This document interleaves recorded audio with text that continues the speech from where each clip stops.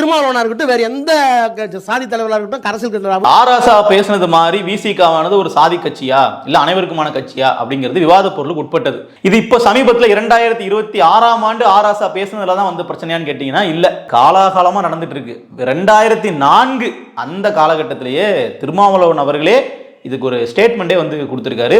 திமுக என்னை ஒரு சாதி கட்சியாக மாத்துறாங்க அப்படிங்கிறத தன்னுடைய மனம் நொந்து அப்படியே வந்து தாய்மன் பத்திரிகையில எழுதியிருக்கிறாரு. அந்த கட்சியினுடைய ஆரம்ப காலத்தில் அவங்க நடத்தின இதழ்.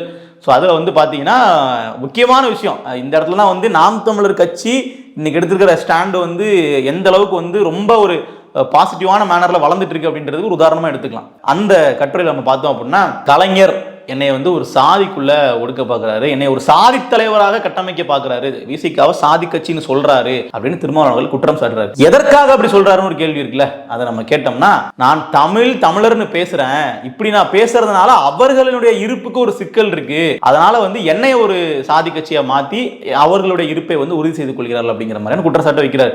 இது எவ்வளவு பெரிய சிந்தனைன்றதை நம்ம இந்த இடத்துல பார்க்கணும். இதை வந்து சமீப காலத்துல சீமான் அவர்கள் பேசி நான் கேட்டிருக்கேன். ஒரு நாடார் கட்சி ஆரம்பிச்சா சாதி தலைவர் சொல்லி முத்திர குத்திடுவாங்க, சரத்குமார் சொன்னார். அதே மாதிரி ஒரு வன்னியர் கட்சி ஆரம்பிச்சா அவர் வன்னியருக்கான தலைவர் முத்திர குத்திடுவாங்க, ராமதாஸ் அவர்கள் சொன்னார். இப்படி ஒரு தமிழ் தலைவர்களையுமே ஒரு குறிப்பிட்ட சாதிகளை மட்டுமே அடைக்கிற வேலையை திமுக போன்ற கட்சி ஆரம்ப காலத்துல பார்த்திருக்கு அப்படிங்கிறது சீமான் அவர்களே குற்றச்சாட்டு. ஆனா அது சீமானுக்கு முன்னாடியே திருமாவர்கள் வச்சிருக்காருன்னு நான் நினைக்கும் போது அடிக்கடி சீமான் சொல்லுவார் இல்லையா, எனக்கு முன்னாடி நீங்க தான், எனக்கு முன்னாடி இதெல்லாம் நீங்க பேசியிருக்கீங்க, உங்களை பார்த்தா நான் பேசுறேன், இன்னைக்கு நான் பேசுறது நீங்க எதிர்க்கிறீங்கன்னா சொல்லும்போது நமக்கு அந்த பழைய வரலாறுகள் சரியா தெரியல. இப்போ இதெல்லாம் எடுத்து பார்க்கும் போது தெரியுது அன்னைக்கே அவர் பேசியிருக்காரு. இன்னொரு உதாரணம், இன்றைக்கு வந்து நாம் தமிழர் கட்சியை வந்து என்ன பண்றாங்க, நீங்க ஒரு சாதி கட்சி, நீங்கள் வந்து ஒரு குறிப்பிட்ட சமூகத்திற்காக பட்டியலின மக்களுக்கு எதிராக வேலை பார்க்குறீங்க அப்படி இப்படின்னு என்னென்னமோ சொல்றாரு இல்லையா. திருமாவளவன் அவர்களே சொல்லியிருக்காரு, நீங்க வந்து சங்கி, நீங்க வந்து பார்ப்பனர்களுக்கு ஆதரவு வேலை பார்க்குறீங்க, இப்பெல்லாம் வந்து திருமாவளவன் அவர்களே சீமானுக்கு ஒரு முத்திரை குத்துறாரு, சீமான ஒரு வட்டத்துக்குள்ள அடைக்க பார்க்கிறாரு. சங்கி பட்டம் சீமான் அவர்கள் கட்டுவது திருமாவர்கள் பண்றாரு. இன்னைக்கு கலைஞர் அவர்கள் வந்து ஒரு சாதி பட்டம் கட்டினதுக்காக இப்படி திமிரி எழுந்தாரு.